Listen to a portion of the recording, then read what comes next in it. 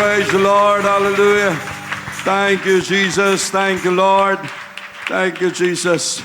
No, kung hindi pa tayo marunong magpasalamat, magbigay ng ating papuri, gratitude sa Diyos, no, iwan ko na lang kung saan natin piniprepare yan. No, na magbitaw ng thank you, thank you, thank you, Lord. Kung hindi tayo sanay, i-practice na natin yan. No, because everything came from Him. No, lakas natin, hininga natin, pagkain natin, lahat. So, Lord, we are so thankful for everything, Lord Jesus. Hallelujah. Thank you, Lord. We love you. Thank you, Jesus. Thank you, Lord. No. Ganito na yung klase ng instruments na mayroon tayo. Drums, gitara, lahat, sound system. Kung hindi ka pa makapag-worship, ewan ko na lang ano ang problema mo sa buhay. No, bakit hindi mo pa kaya o makuhang mag-worship? No, nung special service last Wednesday sa Bantayan, si Sister Hazel ginawa naming song leader. May mga backup din siya.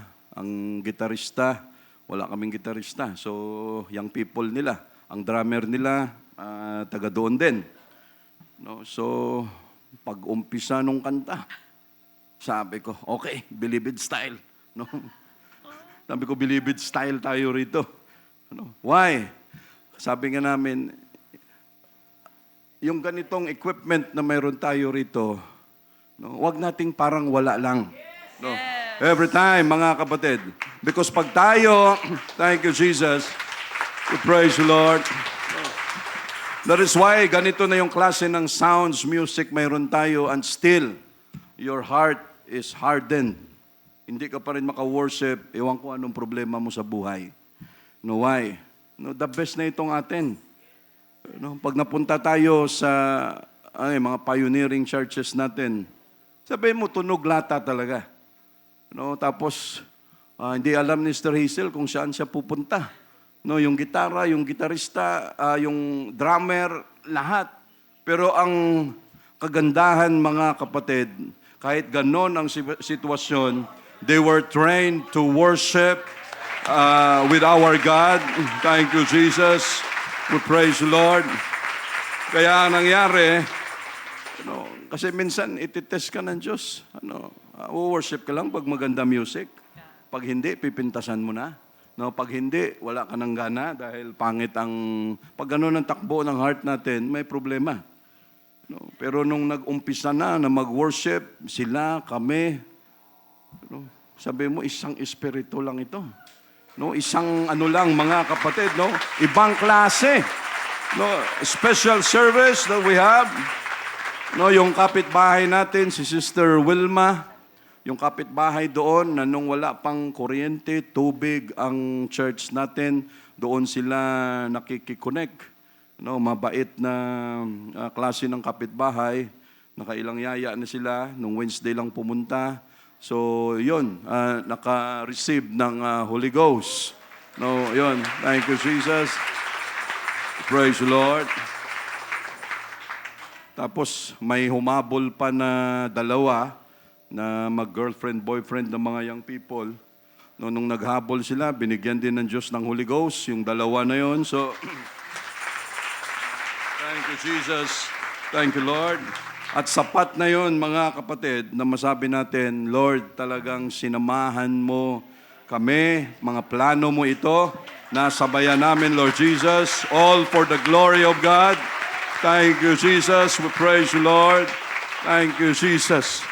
No, kasi isip lang namin, sige, mag-worship tayo, special service, tayo. Pero ang ginawa ng Diyos, nagpadala nung 3 bisita at silang 3 ay naka-receive. No, yung mga kapatiran natin, makita mo kung paano sila mag-worship din talaga. No, and hindi mo na hindi mo na ma-feel na pangit yung music. Na, sabi nga namin, sa amin, Sister Hayes, okay lang. Pero sabi nga nila, Sister Virgie, talaga namang kung saan nagpupuntahan ng music. Sabi namin, sa amin wala lang, hindi namin alam yan . No? Pero sila, dahil trabaho nila yan, No, alam nila kung saan ang mga diferensya. But again, when the Spirit of God move upon us, ibang klase mga kapatid. Thank you, Lord. We praise you. Thank you, Jesus. May be seated. Thank you, Lord, for this wonderful day. Nakabalik kami kagabi siguro mga 9:30 dito sa church. Thank you, Lord. No, ramdam ang pagod. Pero ganun talaga. Kaysa sa mapagod tayo na wala namang nangyari. No? Sa mga walang kakwenta-kwentang bagay, ito ang magandang halimbawa. For me to live is Christ and to die is gain. No? Hanggat tayo ay nabubuhay, dapat ang makinabang sa atin si Kristo. No? At kung tayo man ay mawala at mamatay na tayo, no? To live is Christ and to die is gain. Ay pag namatay na tayo, ay atin naman yung kapakinabangan na yan. No, we welcome our visitors in the most precious name of Jesus. Good morning po sa lahat. March 22, 2026, visitors ni Sister Nina, si Mariel Stephanie Bayunon, nakareceive siya ng Holy Ghost. Siya, sayon, Sister Nina. Thank you so much, Lord. Thank you, Jesus. Si Joseph Ali Badbad, at andito rin. Siya yan. Katabi ni Brother Rolly, welcome. No, at saka si Brother Raymond Doble. No, si Brother Raymond, buti nakapasyal ka ulit, Brother. Uwi ka rin ng Bicol.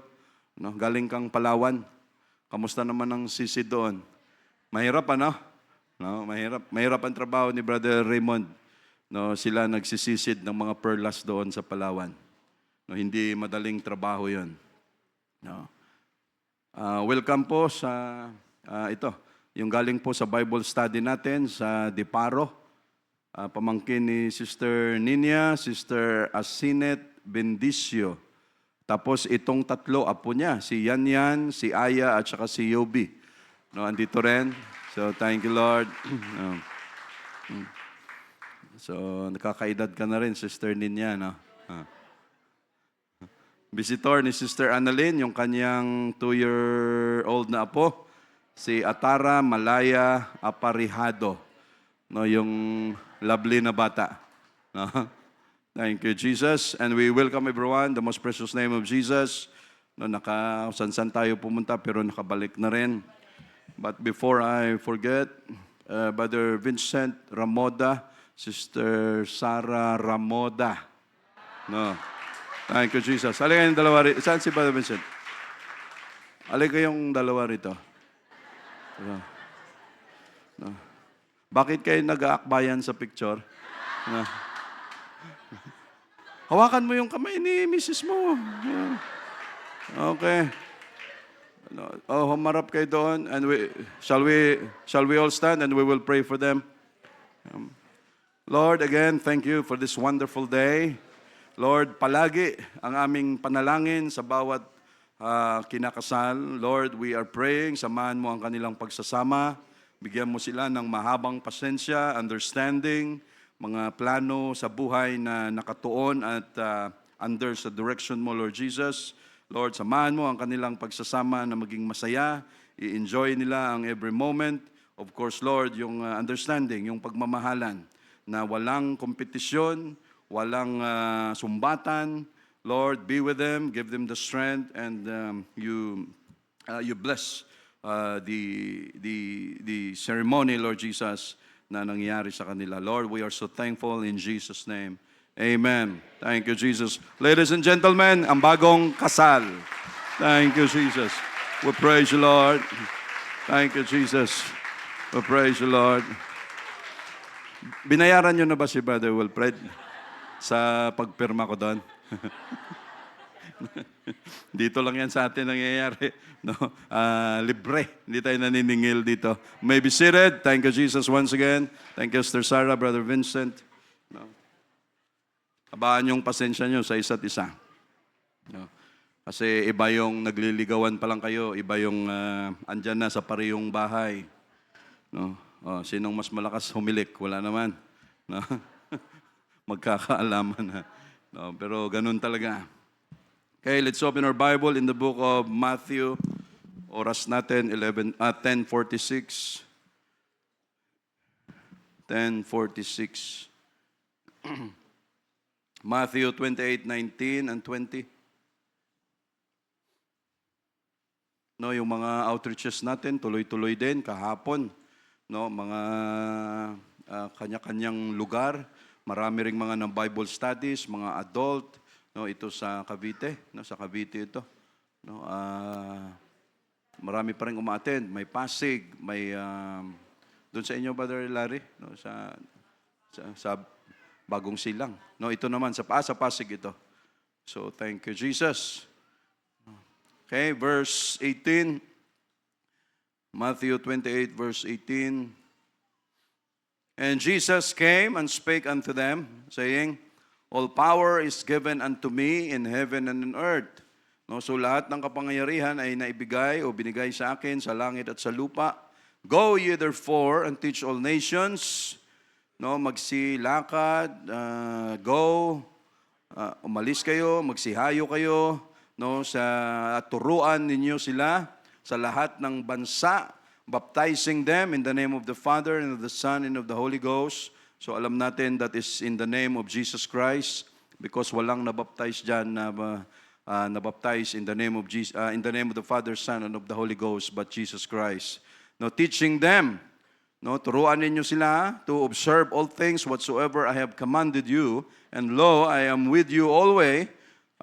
Samahan ko kayo palagi kung saan man kayo, even to the end of the world, hanggang sa katapusan ng mundong ito. And this is the promise of Jesus Christ, mga kapatid. Shall we pray? Lord, again, thank you for the strength.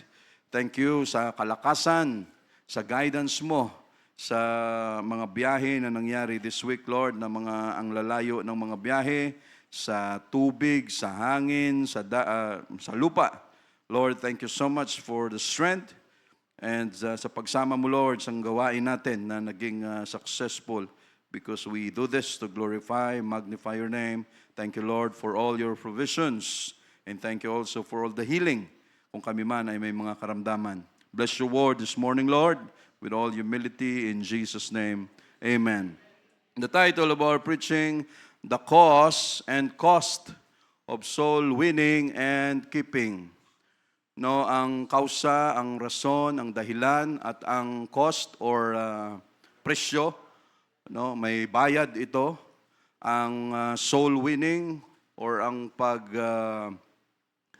invite, pag-gather natin ng mga kaluluwa na sila rin ay makalapit kay Jesus Christ. At after na sila ay ma-gather natin at maidala kay Jesus Christ, hindi lang nananatili dyan sa soul winning, at ang mahirap ay yung keeping, kung paano natin sila i-keep. No, Proverbs 11:30. 11:30, Proverbs. The fruit of the righteous is a tree of life, and he that winneth souls is wise. Ang bunga ng matuwid ay punong kahoy ng buhay, at siyang pantas ay humihikayat ng mga kaluluwa. No, ang bunga ng matuwid. The righteous produce eternal life for men by winning them to God. No, ang bunga ng matuwid, no, ay parang punong kahoy ng buhay.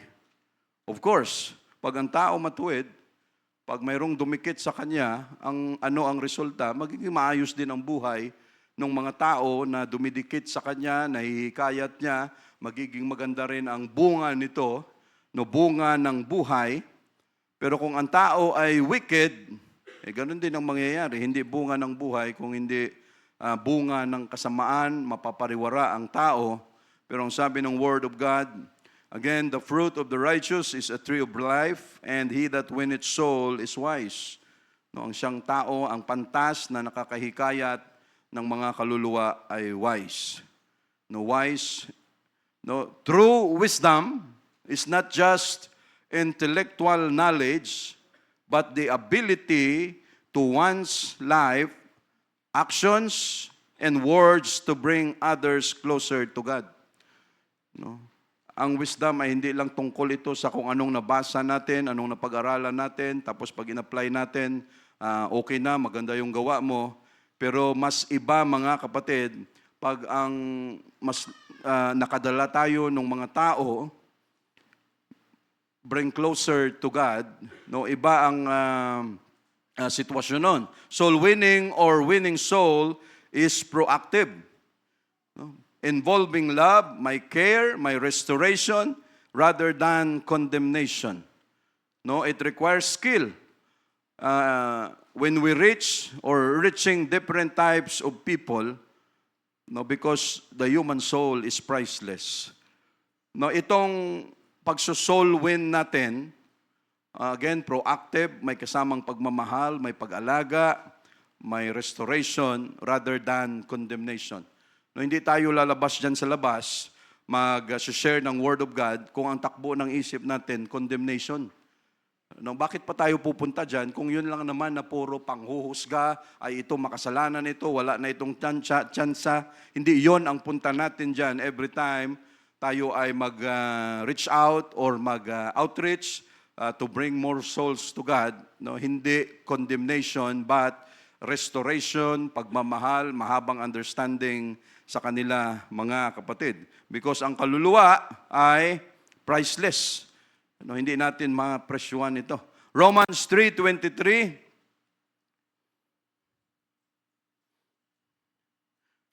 No, for all have sinned, sapagkat ang lahat ay nagkasala and come short of the glory of God.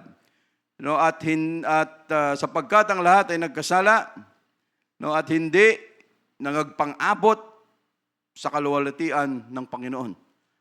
That's why ito ang purpose ng gospel, na tayo lahat ay nagkasala. At ano ang purpose ng gospel? Si Jesus Christ mismo nagsabi na kailangan dalhin natin itong gospel na itinuro niya sa atin. 1 Corinthians 15:1-4. Ang sabi ni Paul, kung ano ang itinuro sa kanya, kung anong na-receive niya, yun din yung tinuturo niya at ipinamamahagi sa iba.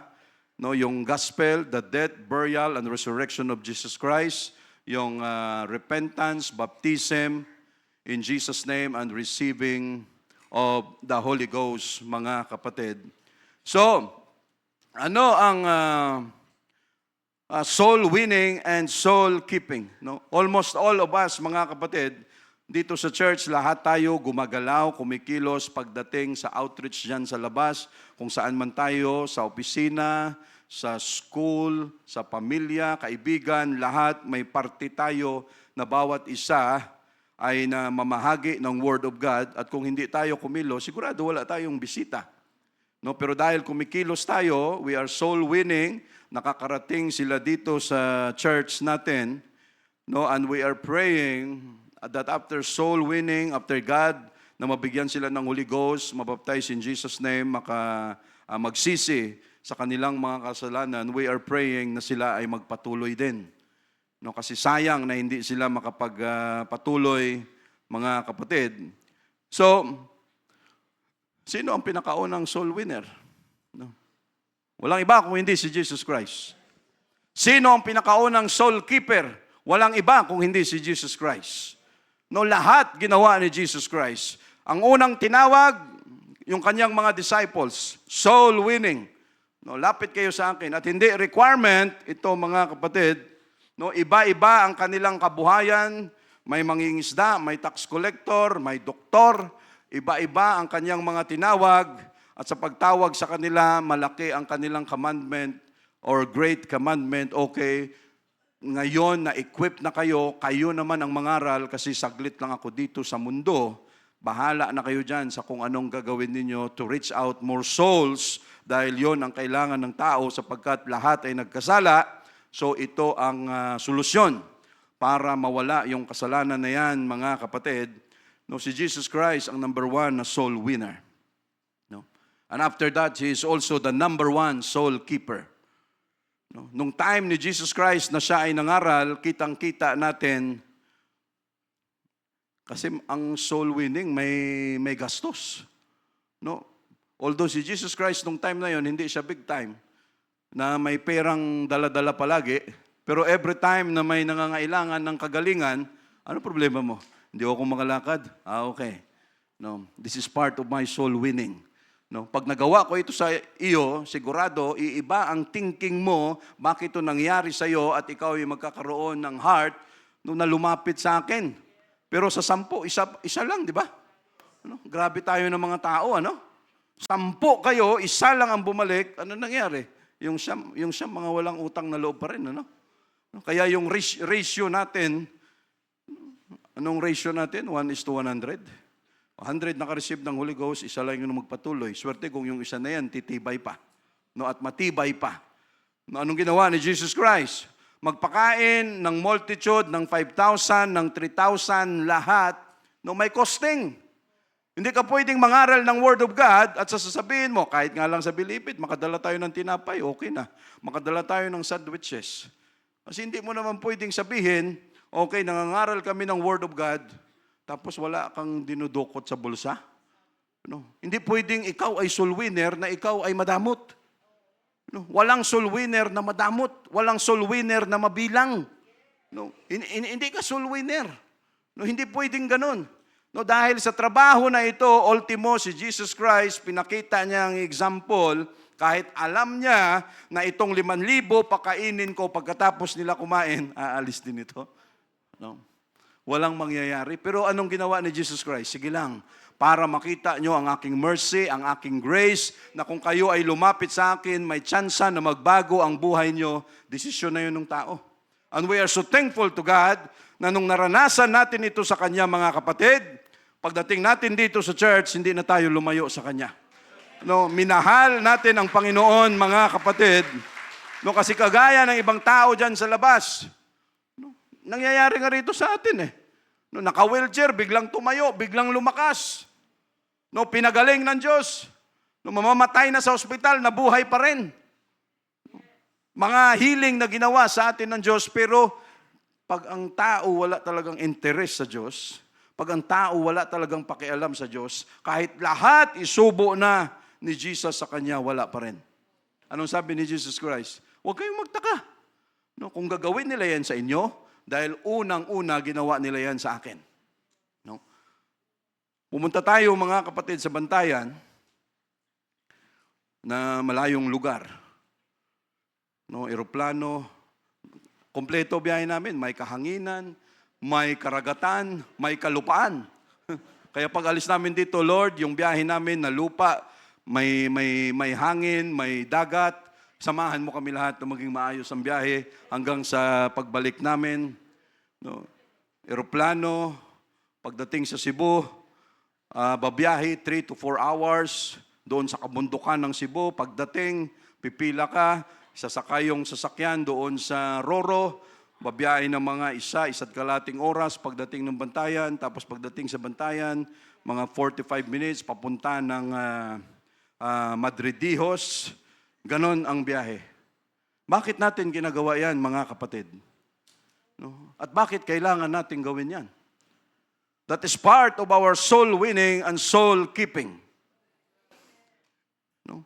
Ano ang sabi ni Paul sa mga taga-Corinthians? Sabi niya, kayo na mga taga-Corinthians, mayayaman kayo. No? May mapipira kayo. Andyan ang engineer, andyan ang accountant, andyan ang mga negosyante. Dahil sentro ang Corinthian church. Pero ano ang sabi ni Paul? Huwag niyong kalimutan ang Philippi. No? Sabi niya, huwag niyong kalimutan yung mga church na gumagapang. Sabi nga namin, mga kapatid, ang 1,000 na pangkain lang natin dito sa isang subuan, ang 1,000 doon, 5 semento na. Oo, 5 semento na. At kung hindi natin makita yan na parang, okay Lord, solve kami. No? Big time kami rito sa Quezon City. No? Pero yung mga churches, ang Bantayan, hindi malayo sa atin. Atin yun, mga kapatid. No? At napakalaking tulong ni Sister Bibi doon. No? And we are so thankful to God na si Sister Bibi talagang dito nangugat, dito lumaki. No? Ang prinsipyo ng gagaling dito, mga kapatid. Kaya siya walang sawa na nagsasabi, no brother, talagang kung anong napupulot ko dun sa QC, no, lahat na pag-usapan namin, soul winning, soul keeping, music. No, sa music, kami nagsasalita ni Brother Roland tsaka ni Brother Larry. No, malalayan mo kami, no. Alam namin 'yan. Relax muna kayo, Sir Virgil, kaming bahala dito sa music. Biro lang po 'yan. Malay namin sa music. No? Pero ang gusto nating sabihin, mga kapatid, no. Yung sinasabi ko kanina, no, kasi madali lang, di ba? No, pupunta kami diyan, o wag na lang. No, wag na lang. Kasi may costing. Hindi naman pwedeng maglakad lang tayo. Ano? Hindi naman pwedeng maki-ride on, makilibre lang tayo, may sponsor o wala ganito. No? Pwedeng gawin 'yan lahat, mga kapatid. Pero anong pinaka-importante dito? Na masundan natin kung ano ang plano ng Diyos. No? At masundan natin because yes, we enjoy in church. No, pag kumain tayo minsan dyan, isang kainan lang, 5,000, 6,000, depende pa sa restaurant na kinakainan natin. No, kumain ka ba naman dyan sa Wildflower ba yun? No? Magwa-wild ang bulsa mo pag kumain ka dyan sa... No? Pumasok nga lang kami ni Sister Cheryl dyan sa Mary Grace na yan. Kasi na-curious kami, ano ba ang lasa ng Spanish bread? At saka ensaymada? No? Kapirasong Spanish bread, magkano yun? 80 o 88. Tapos yung ensaymada, magkano? 100 plus po. Nahiya na kaming lumabas ni siya eh. No? Nakaupo na kami, nagbigay na ng tubig, nagbigay na ng menu. Sabi namin, sige siya, mag-order na lang tayo ng isang ensaymada, pero hindi na tayo babalik dito.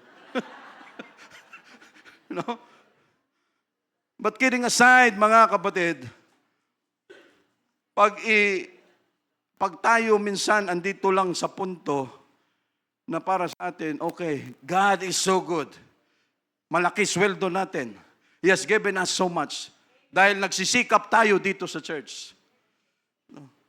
Pero pag tayo nakarating sa mga lugar na yan, sabi nga natin, no, yung music, kahit hindi mo yun yung sinasabi, kaya ka nag-worship para makakonek ka sa Diyos. Kung ang music naman na pinapakinggan mo, may punta rito, may dito, may ganyan, di ba, troubled ka? No, kung, ano ba to? No, pero wala eh. Ang heart mo at saka ang mind mo nakakonek sa Diyos, bumababa ang presensya ng Diyos. No? At yung sinasabi, mga kapatid, kagaya niyan, hindi ako hindi ako nagsasabi nito para sa contribution or ano paman. But what I am saying, na kung tayo nag-i-enjoy sa blessing ng Diyos, alalahanin natin minsan, especially, no, we are the mother church. No, and if God has given us so much, no, alalahanin natin sila. No, why? No, ang sabi ni Brother Nonoy, sige Brother Sam, no, yung mga pinapadala dito na 1,000, 2,000 na semento na yan, sabi niya, sige, kami nahakot ng buhangin, ako nang gagawa dyan para tulungan mga kapatid. No, why? No, kasi mahirap din. Time will come, baka singilin tayo ng Diyos. Yes! No. Okay! No, makapal ang bulsa mo. Pero anong ginawa mo sa kapal na yan? Sinolo mo? No. Hindi mo makita na ang ibang churches may need din? No. At pagdating natin doon, mga kapatid, no, again, thank you, Jesus. Dahil hindi natin akalain, no, yung unang punta natin, kanila Brother Philip, akala natin bibisita lang. No, akala natin pasyal-pasyal. Pero pagdating doon, ang church pala, masisira na. No, may gera na pala, may bagyo na pala na nangyari doon, na kung hindi pa tayo dumating, hindi maayos-ayos. No, and that is still the plan of God. No? Ang soul keeping natin, hindi lang dito sa church natin, mga kapatid. No, yung punta lang natin na yan, yes, may costing. But God is keep on giving us the needs, the provisions. No, hindi naman tayo mamamatay dyan o mababawasan kung magkano laman mo sa bangko. No, sa pagtulong din natin sa kanila, hindi naman sila yan nangihingi. Pero yung support na maramdaman nila, no, kumpara sa atin, ay pumunta kami dito sa Bantayan for us to enjoy. Ang ganda ng dagat nyo rito. The best ang dagat nyo rito. Ang ganda naman talaga, Aster Ninya, no? No, the best. Kahit saan ka maligo doon, mag-i-enjoy ka talaga. Sa ganda. Yes, isa yun. Pumunta doon, enjoy. Pero pag makita natin ang need, mga kapatid, no, sa bawat churches, malaking bagay yun sa kanila. No. Ano ang importansya ng isang simbahan na maraming tupa pero walang pastor? No. Sabi nga namin doon, yes, matitibay sila, Sister Bibi. Sila, Brother Nunoy, matitibay. No. Pero time will come. Ang mga tupa na nagtitipon-tipon na walang pastor, pag naubos ang lakas nila, pag sila nagutom, magkakanya-kanya na yan.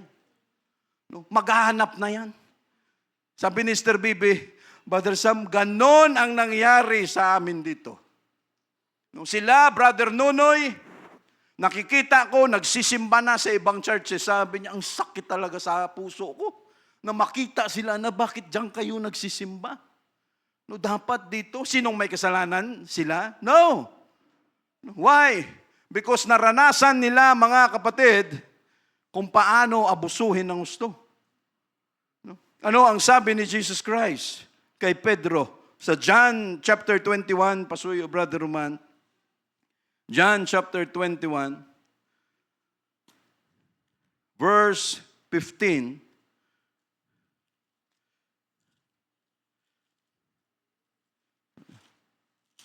Verse 15. So when they had dined, no, pagkatapos nilang kumain, Jesus said unto Simon Peter, Simon, son of Jonas, anak ni Jonah, lovest thou me more than this? Ako ba ay iniibig mo kaysa sa mga bagay na ito? He said unto him, Yea, Lord, thou knewest that I love thee. Yes, Panginoon, alam mo yan na iniibig kita. He said unto him, Feed my lambs. Sabi niya, pakainin mo ang aking mga kordero, mga tupa. Sa verse 16, he said to him again the second time, Simon, son of Jonas, lovest thou me? He said unto him, Yea, Lord, thou knowest that I love thee. He said unto him, Feed my sheep. No? Pakainin mo ang aking mga tupa. Alagaan mo. Verse 17. He said unto him the third time, Simon, son of Jonas, lovest thou me? Peter was grieved because he said unto him the third time, lovest thou me? Pangatlong beses na ito na tanong ni Jesus Christ. Remember, Peter denied Jesus Christ 3 times. And this time, kailangan lumabas sa bibig niya. No, and he said unto him, Lord, thou knowest all things. Thou knowest that I love thee. Jesus said unto him, Feed my sheep.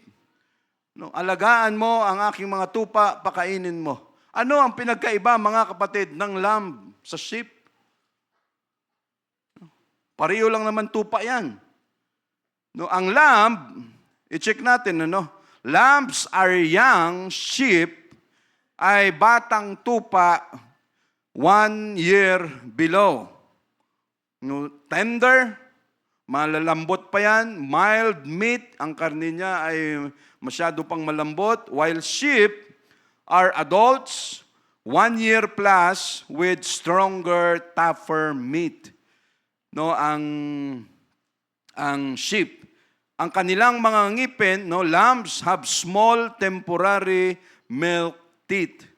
Sheep have larger permanent adult na teeth. No, ang mga tupa, again mga kapatid, usually showing 2 large teeth around 1 year of age. No, yung size nila, yung laki nila, yung wool, ano yung wool, yung balahibo. No, lambs are small and light, weighing 25 to 40 kilograms as they approach 1 year with soft and fine wool. Ang matured sheep, no, are larger, have coarser and denser wool. No, sa pagdating sa reproduction, ang lambs are immature, no, bata pa, and cannot reproduce, while sheep are mature. So again, mga kapatid, Pagdating sa soul keeping, sabi ni Jesus Christ nung una, feed my lambs. No? Pangalawa, pangatlo, feed my sheep. Why? Hindi pariho ang pag-alaga nun, mga kapatid. No, anong sabi sa kanya ni Jesus? Alagaan mo yung mga tupa ko. Referring sa mga tao na susunod kay Jesus Christ, sa yapak ni Jesus Christ, maglingkod kay Jesus Christ, ang sabi niya kay Pedro, alagaan mo ang mga tupa ko. At ang tupa na yan consist of lambs and sheep. No, may mga bata at may mga matured na.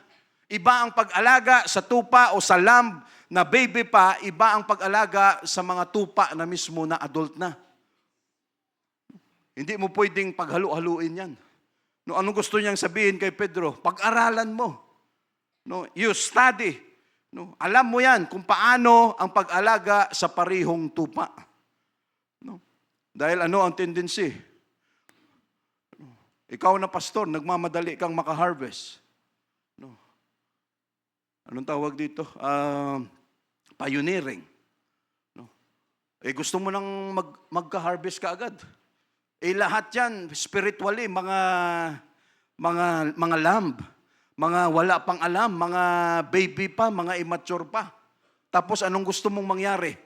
No? Pigain mo na kaagad para makuha mo yung milk. No, tapos babalatan mo na kaagad para makuha mo yung balahibo, hindi pa mature. No, hindi pa siya okay. No, tapos anong gagawin mo? Kakatayin mo na lang kaagad dahil gusto mo harvest. No, mamamatay lahat yun, mga kapatid. No, at yung pagpunta natin sa bantayan, and again, Lord, thank you. No, dahil lahat kami ay pagod. Pero pagod na may fulfillment. Or fulfilled ang pakiramdam na nagawa natin, mga kapatid, kung ang gustong mangyari ng Diyos. We have seen kung ano ang sitwasyon nila doon. Marami tayong napag-usapan, na-impart natin kung paano sila lumakas sa soul winning, soul keeping, yung holiness, sa mga buhok nila, sa palda. No, talagang kita na ginabayan sila ni Sister Bibi. No, yung kanilang mga itsura doon. Sabi ni Sister Bibi, brother, hindi namin problema yan dito. No, pagdating lang yan sa mga buhok na yan, mga palda-palda, okay na yan sila, brother. No, pero brother, ang aming pinapanalangin talaga na sana magkaroon na kami ng shepherd. Sabi ko, sister, pag pinag-usapan ng shepherd, sabi ko, wala akong may sagot. No. And this is the church of God. Siya ang nagmamayari nito, mga kapatid. Therefore, doon tayo manalangin sa Kanya that He will send laborer into His vineyard. No. Dahil kung kami lang, sister, hindi namin alam kung mayroong tao na maglilingkod sa Diyos at mag-guide sa inyo. And we are praying na kung ang Diyos man magpadala ulit ng shepherd dito, yung shepherd na hindi abusado. No. Yung shepherd, excuse me for the word, yung shepherd na hindi walang hiya, ano ba yun? Na hindi walang hiya, yung ganun. No? Yung shepherd na hindi entitled. No? Akalain mo, ang tanda-tanda na ng mga membro doon. No? Si Brother Nunoy. Tapos yung pastor nakahilata. Si Brother Nunoy, pagod sa pangingisda, pupunta, dadalhan siya ng ulam, dadalhan ng isda, pagkatapos hindi pa uuwi dahil kukuha pa ng kanyang tubig. Kung may 2x2 lang, ang sarap eh. Mga kababaihan, may edad na, nagpapalan, kung ano-anong ginagawa, ikaw na pastor, nakatayo ka lang. No, kung pwede pa lang, ang sarap mo talagang balatan eh. No, why? Hindi mo alam ang ginagawa mo. No, feed my sheep, feed my lamb. No. Tapos ang gagawin mo, abusuhin lahat. Sabi niya, brother, ang dami na naming pinagdaanan dito. 5 pastor na yata ang dumaan dito. No, magpa-fundraising kami. Fundraising. Tapos nung nag-meeting, business meeting. Pagtingin namin sa kahon, malaking amount, brother. Pagtingin namin sa kahon, wala ng laman. Pera o kahon, parehong wala. Ano? Electric fan, inuwi. Gitara, inuwi. Ano? Why, mga kapatid? Kasi itong pagpapastor, hindi ito pangarap. Hindi ito, yung bang, ako gusto kong magpastor. Ay, ang lakas ng loob mo, brother. No. Ay, gusto ko talagang mag-worker, gusto kong mag-minister. Ay, believe ako sa tapang mo. Dahil sa experience namin, hindi ko yan masabi-sabi. No. Ay, magpapastor talaga ako. Bakit wala ka na magawa sa buhay? No. No. At hindi natin yan pinagmamalaki. Kung may pangarap kang maging pastor, huwag kang mangarap niyan. Dahil kung ang pangarap mo lang, dahil pag tinawag ka ng pastor, lumulutang ka sa kahanginan, may problema. Pastor ako, dapat kayo maglingkod sa akin. Maghanap ka ng, kung wala kang ibang maisip, huwag mo nang isipin yan. Dahil number one, anong gagawin mo sa mga tupa? Abusuhin mo? Ikaw nasa bahay, andun, sila Sister Bibi, lahat andun sa outreach. No? Kung ano-ano ang lakad nila doon. No? Pagdating nila sa church, yung pastor, naka-ganun doon, naka-cellphone, busy. Pagdating nila, Pastor, no, talagang, pinagsarahan po kami ng pintuan po doon. Ang sakit po pala ng pakiramdam. Sabi ng pastor, tuloy lang sa cellphone. Kung ikaw na membro, anong pakiramdam mo? No, hindi mo alam ang ginagawa mo. No, na kung saan dapat ikaw ang nangunguna doon. No. Pag pastor ka tapos entitled ka sa pakiramdam na yan, dahil ikaw ang pastor, may taga-plansya ka, may taga-laba ka, may taga-ano ka, no, pwedeng pugutan natin ang ulo, Brother Roland, no? Why? Anong gagawin mo sa mga tupa? No, abusuhin mo lahat? Sagutin natin sa Diyos ito. Hindi pwedeng mangako ka sa Diyos, tapos hindi mo to pa rin. Lalo na ang trabaho na ito. Kailangan panindigan mo. Noong mga panahon na, andito si Mama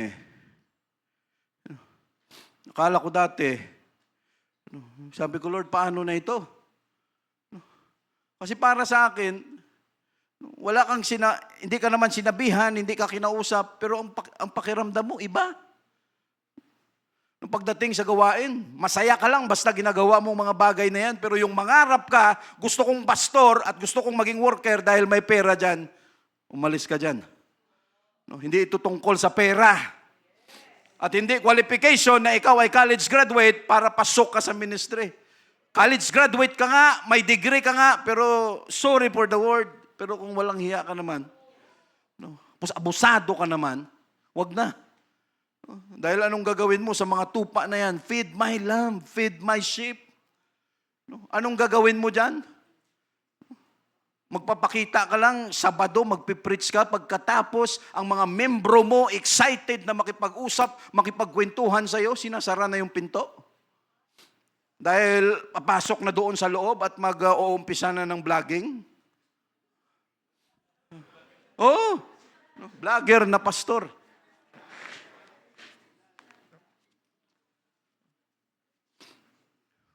Akalain mo yun, brother? Tuwang-tuwa siya. Sister Bibi, no, may nakita akong doon, sabi sa akin, ay, brother, vlogger ka pala, nakita kita tuwang-tuwa.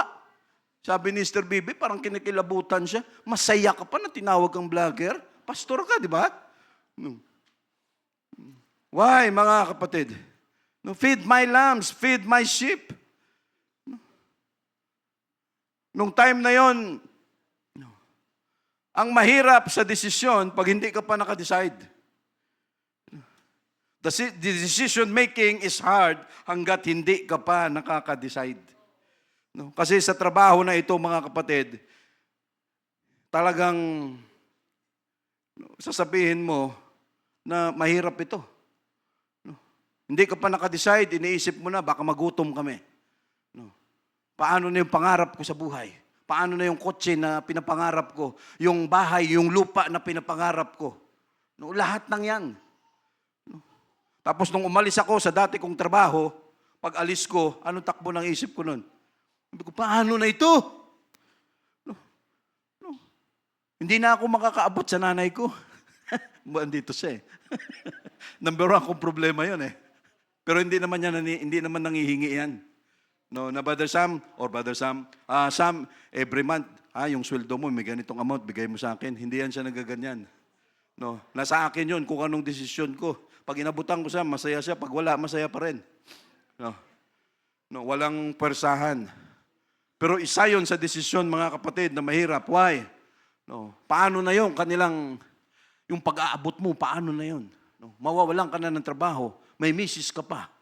No, tapos sasabihin ng misis mo, mabubuang na ako kung paano maghanap ng pambayad sa credit card dahil mali ang paggamit. No? No? Ginamit yung credit card para mag-invest. No, mag-invest kunyari sa palaisdaan, anong nangyari? Natunaw yung palaisdaan. No, walang nangyari. No, why, mga kapatid?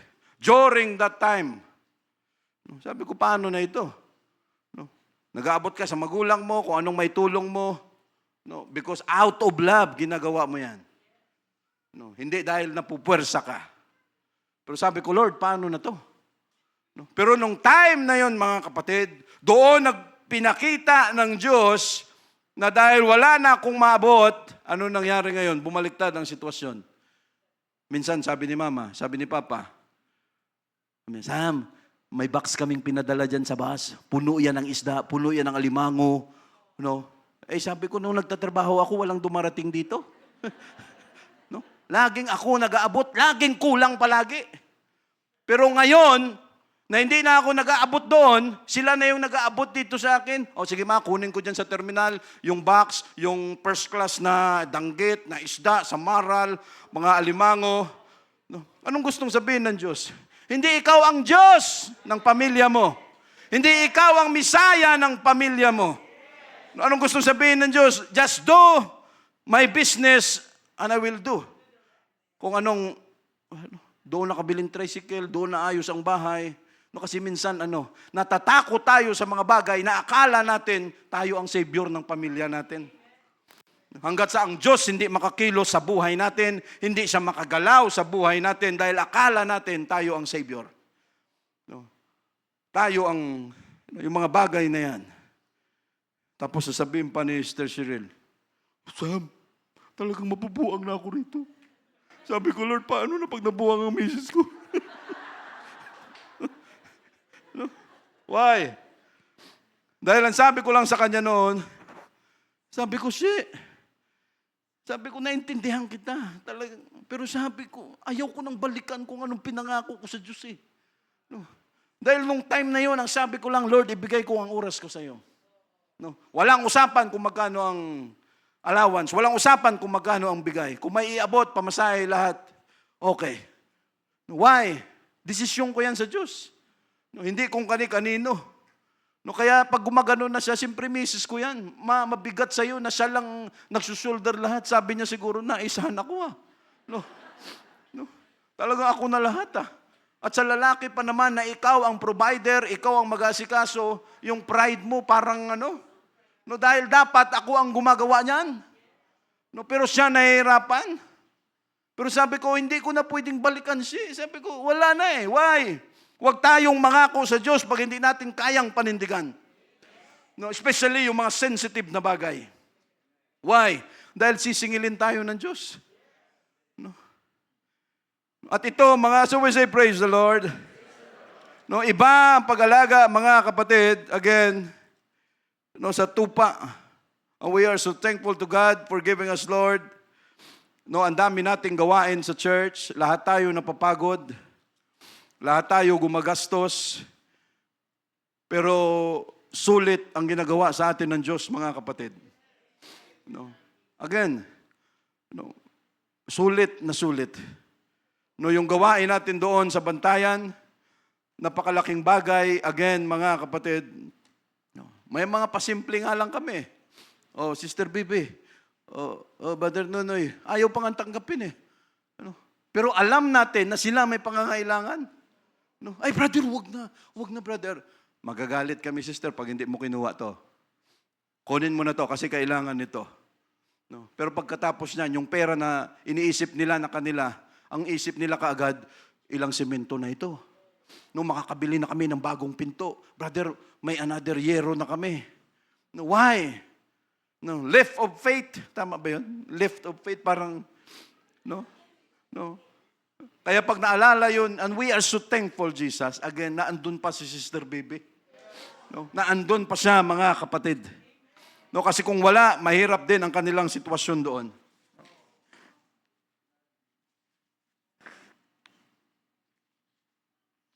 And we are so thankful na si Sister Bibi dito nanggaling, mga kapatid.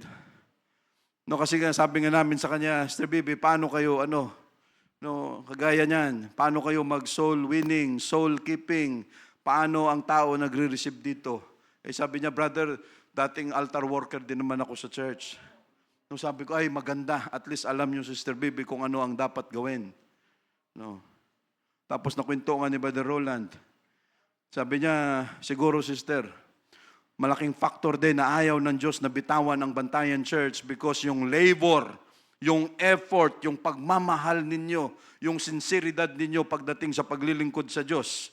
No, dahil sabi nga niya, nung kasama namin si Brother Edwin doon sa Bilibid, song leader namin yan doon, nakalain mo? Si Brother Edwin, song leader namin doon. Yung mga bagay na ginawa natin sa harapan ng Diyos, mga kapatid, hindi pwedeng kalimutan lang ng Diyos yan. No, kung ano man, especially pagdating sa soul winning and soul keeping, mga kapatid, again, gumagastos tayo dyan, pero wag nating isipin yung gastos na yan. As long as ang Diyos natin nagpo-provide, gamitin natin kung paano tayo makatulong, mga kapatid, kung paano makip natin ang mga kaluluwa na sila ay magpatuloy sa Diyos. Why? Because the soul is valuable. The soul is priceless. No? Ano ang magastos natin sa kanila na kung ang kapalit naman ay ang kanilang kaluluwa na sila magpatuloy sa Diyos, mga kapatid, wala sa Diyos yung gastos-gastos natin na yan. Kasi pwede namang sabihin pwede ko namang tawagan si Sister Bibi, Sister Ninya. Okay na yan, Sister Bibi, ganito, hindi namin kailangang pumunta kasi may Viber naman na, may video call naman na kung anong needs. Pero iba, mga kapatid, kahit sabihin mong once lang na mapuntahan natin ang mga churches na kasamahan natin, ang dating sa kanila, ibang klaseng energy. No, ibang klaseng, alam mo yung para silang nasindihan na umalab lahat, mga kapatid. No? And if that is the cause and the cost para ang kaluluwa ay manatili, magpatuloy sa Diyos, wala itong ginagastos natin. No? Kasi ang mas mahirap na singilin tayo ng Diyos, anong ginawa mo sa inipon mo? Lord, akin to . Anong ginawa mo sa mga kasama? Lord, akin to. No, sayang naman to, pinaghirapan ko ito. No? Pero lahat punta sa impyerno. No. Why? Dahil wala tayong ginawa kung paano tayo makatulong sa ating kapwa. No, sa atin, lalo na sa mga kapatiran natin, mga kapatid, those churches na talagang kita natin na hikahos, pero napakalaking improvement, especially yung structure pa lang natin sa church doon. Sabi nga namin, hindi na kayo mahihiya ngayon. No. Bibiruan nga kami. No. Ano yung prayer mo, Sister Ninya? Lord, bigyan mo na lang ako ng partner para kami na lang dito.